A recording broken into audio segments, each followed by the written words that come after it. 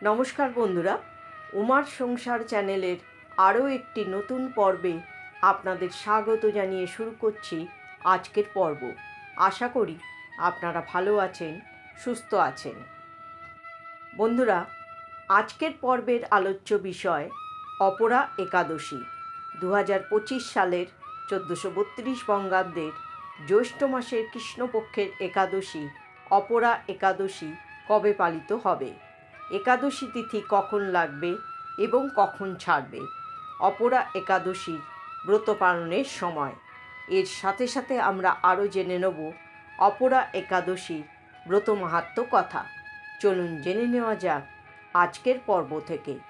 পর্বটি শুরু করার আগে উমার সংসার চ্যানেলটিকে সাবস্ক্রাইব করে বেল আইকনটি প্রেস করুন, লাইক, কমেন্ট, শেয়ার করুন। পর্বটি অবশ্যই শেষ পর্যন্ত দেখতে থাকুন। জ্যৈষ্ঠ মাসের কৃষ্ণপক্ষের একাদশীকে অপরা একাদশী বলা হয়। এর অর্থ হল অপার পুণ্য। পদ্মপুরাণ অনুযায়ী এই দিন ভগবান বিষ্ণুর বামন অবতারের পুজোর বিধান রয়েছে। অপরা একাদশীকে আবার জলক্রীড়া একাদশী, অচলা একাদশী ও ভদ্রকালী একাদশীও বলা হয়। মহারাজ যুধিষ্ঠির শ্রীকৃষ্ণকে বললেন, হে কৃষ্ণ, জ্যৈষ্ঠ মাসের কৃষ্ণপক্ষীয় একাদশীর নাম কি এবং তার মাহাত্ম্যই বা কী আমি শুনতে ইচ্ছা করি। আপনি অনুগ্রহ করে তা বর্ণনা করুন। শ্রীকৃষ্ণ বললেন, হে মহারাজ, মানুষের মঙ্গলের জন্য আপনি খুব ভালো প্রশ্ন করেছেন। বহু পুণ্য প্রদানকারী ব্যক্তি জগতে প্রসিদ্ধি লাভ করে। ব্রহ্মহত্যা, গোহত্যা, ভ্রূণ হত্যা, পরনিন্দা, পরস্ত্রী গমন, মিথ্যা ভাষণ প্রভৃতি গুরুতর পাপ এই ব্রত পালনে নষ্ট হয়ে যায়। যারা মিথ্যা সাক্ষ্যদান করে, ওজন বিষয়ে ছলনা করে, স্বাস্থ্যের মিথ্যা ব্যাখ্যা প্রদান করে, জ্যোতিষের মিথ্যা গণনা ও মিথ্যা চিকিৎসায় রত থাকে, তারা সকলেই নরক যাতনা ভোগ করে। এই সমস্ত ব্যক্তি যদি এই ব্রত পালন করে তবে তারাও সমস্ত পাপ থেকে মুক্ত হয়। ক্ষত্রিয় যদি স্বধর্ম ত্যাগ করে যুদ্ধক্ষেত্র থেকে পালিয়ে যায় তবে সে ঘোরতর নরকগামী হয়, কিন্তু সেও এই ব্রত পালনে মুক্ত হয়ে স্বর্গগতি লাভ করে। মকর রাশিতে সূর্য অবস্থানকালে মাঘ মাসে প্রয়াগস্নানে যে ফল লাভ হয়, শিবরাত্রিতে কাশীধামে উপবাস করলে যে পুণ্য হয়, গয়াধামে বিষ্ণুপাদপদ্মে পিণ্ডদানে যে ফল পাওয়া যায়, সিংহ রাশিতে বৃহস্পতির অবস্থানে গৌতমী নদীতে স্নান, কুম্ভ কেদারনাথ দর্শনে, বদরিকাশ্রম যাত্রা, বদ্রীনারায়ণ সেবায়, সূর্যগ্রহণে কুরুক্ষেত্রে স্নান, হাতি, ঘোড়া, স্বর্ণদানে এবং দক্ষিণাসহ যজ্ঞ সম্পাদনে ফল লাভ হয়ে থাকে।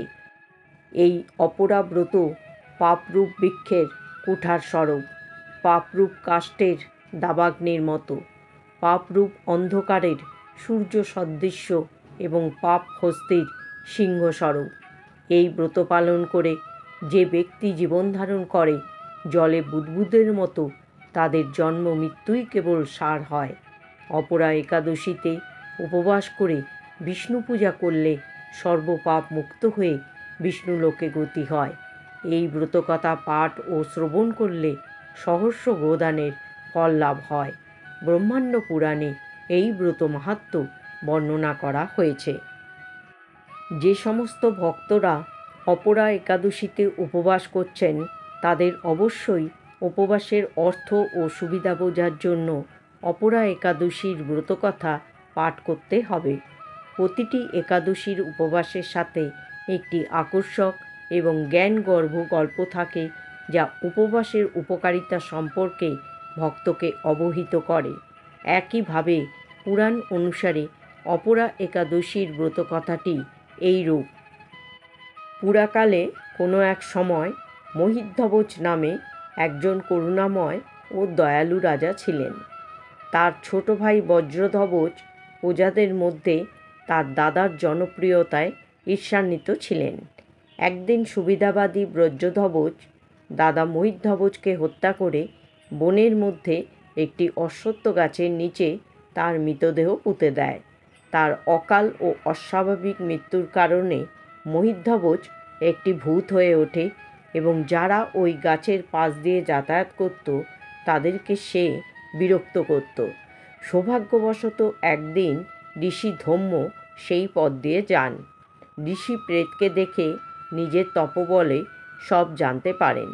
তিনি রাজাকে প্রেতযোনি থেকে মুক্তি দেওয়ার কথা ভাবেন।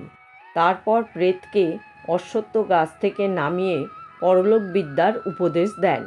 সংযোগবশত সেই সময় জ্যৈষ্ঠ মাসের একাদশী তিথি ছিল। ঋষি অপরা একাদশীর ব্রত পালন করেন এবং সেই উপবাসের ফলে প্রাপ্ত পুণ্য তিনি রাজাকে অর্পণ করেন। এই পুণ্যের প্রভাবে রাজা প্রেতযোনি থেকে মুক্ত হয়ে দিব্য দেহ ধারণ করে স্বর্গে গমন করেন। ইতি অপরা একাদশীর ব্রতকথা সমাপ্ত। এবার জেনে নেব 2025 সালে 1432 বঙ্গাব্দে জ্যৈষ্ঠ মাসের কৃষ্ণপক্ষের একাদশী অপরা একাদশীর পূর্ণাঙ্গ সময়সূচি। একাদশী তিথি শুরু হবে 22শে মে 2025 বাংলায় 7ই জ্যৈষ্ঠ 1432 বৃহস্পতিবার রাত 8:35 এবং একাদশী তিথি শেষ হবে 23শে মে 2025 বাংলায় 8ই জ্যৈষ্ঠ 1432 শুক্রবার সন্ধ্যা 6:24। 2025 সালে 1432 বঙ্গাব্দে জ্যৈষ্ঠ মাসের কৃষ্ণপক্ষের একাদশী অপরা একাদশীর ব্রত পালন করা হবে 23শে মে বাংলায় 8ই জ্যৈষ্ঠ শুক্রবার।